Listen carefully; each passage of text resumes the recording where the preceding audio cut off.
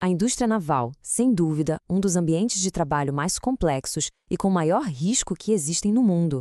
Pensa só, da construção de navios gigantescos até o reparo de plataformas em alto mar. Cada tarefa exige uma precisão, uma técnica e, principalmente, um sistema de segurança que seja à prova de falhas.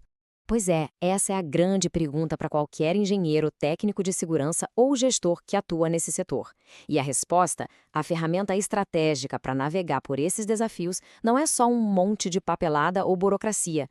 A resposta é uma norma regulamentadora, a NR34. Então, o que a gente vai ver aqui hoje? Primeiro, o que é a NR34, a sua essência. Depois, vamos ver de quem é a responsabilidade e como funciona o treinamento. Em seguida, como a norma atua nos riscos mais críticos na prática.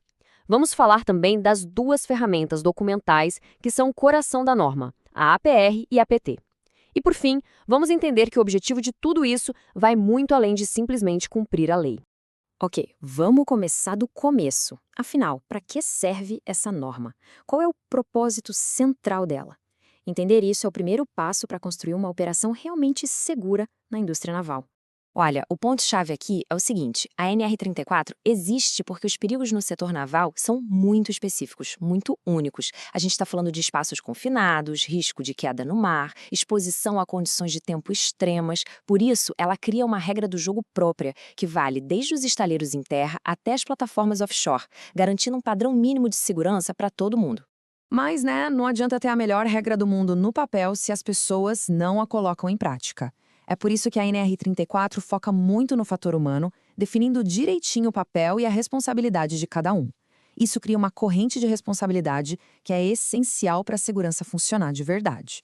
O interessante aqui é ver como a norma coloca o empregador em uma posição proativa. A mensagem é bem clara: segurança não é apagar incêndio, é evitar que o fogo comece. Designar um responsável, exigir uma APR, uma PT, fazer o DDS. Tudo isso são ações de gestão para antecipar e neutralizar os riscos antes que eles virem um acidente. E essa parte aqui, para gestores e engenheiros, entender essa diferença é crucial. Saber quem é qualificado, quem é habilitado e quem é capacitado define quem pode fazer o quê, quem pode supervisionar e, no fim das contas, quem é o responsável legal.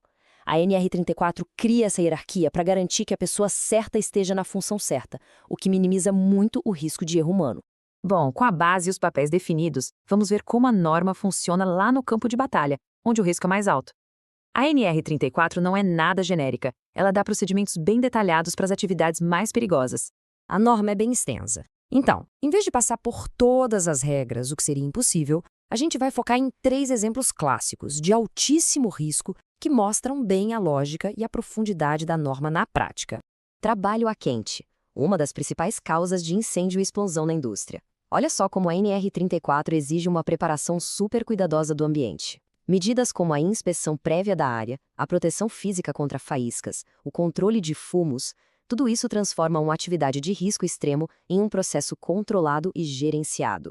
Um ponto bem importante: a NR34 não vive sozinha, isolada. Ela conversa com outras normas, como a NR35, que é a norma geral para trabalho em altura. Isso cria uma rede de segurança onde as regras específicas do setor naval vêm para somar com as regras gerais, deixando tudo mais robusto.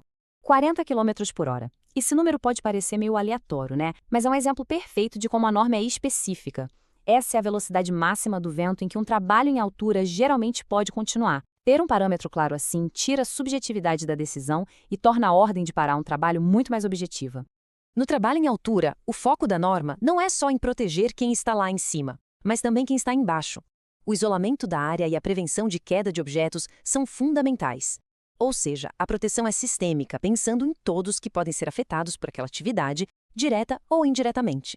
E olha que legal a movimentação de cargas. É um exemplo perfeito de responsabilidade compartilhada. A segurança aqui não depende de uma pessoa só. O operador checa o equipamento, a máquina, já o sinaleiro confere todos os acessórios de içamento. Essa dupla verificação, feita todo santo dia, é um mecanismo poderosíssimo para prevenir falhas que podem ser catastróficas.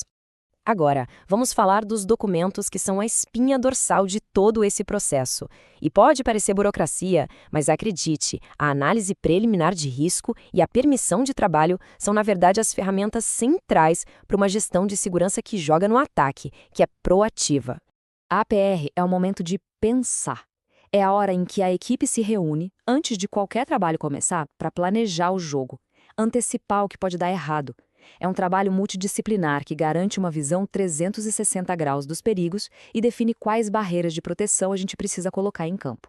Se a APR é o pensamento, a PT é a ação. Ela funciona como autorização final, um último checklist que confirma, ok, tudo aquilo que a gente planejou na APR está de pé, está funcionando. É a luz verde para começar o trabalho com segurança. E o fato dela ter que ficar exposta no local é um lembrete constante dos cuidados que precisam ser tomados.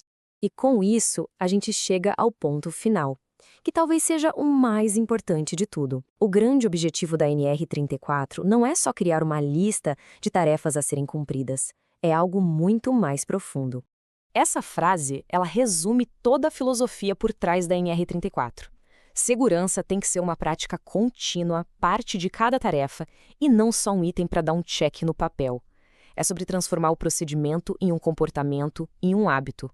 Então, resumindo, para os gestores, engenheiros e técnicos de segurança, o que é fundamental levar daqui? Que a NR34 é um guia específico para o setor naval, que define de quem é a responsabilidade, detalha os procedimentos para os maiores riscos e dá ferramentas, como a APR e a PT, para gerenciar tudo isso. O objetivo final é criar um sistema de segurança integrado. E a reflexão final que fica é essa: o desafio não é só cumprir a norma. A verdadeira pergunta para um bom gestor é como usar essa estrutura tão robusta como uma alavanca para transformar a cultura da empresa, fazendo com que a segurança vire um valor real, compartilhado e praticado por instinto por todo mundo na organização.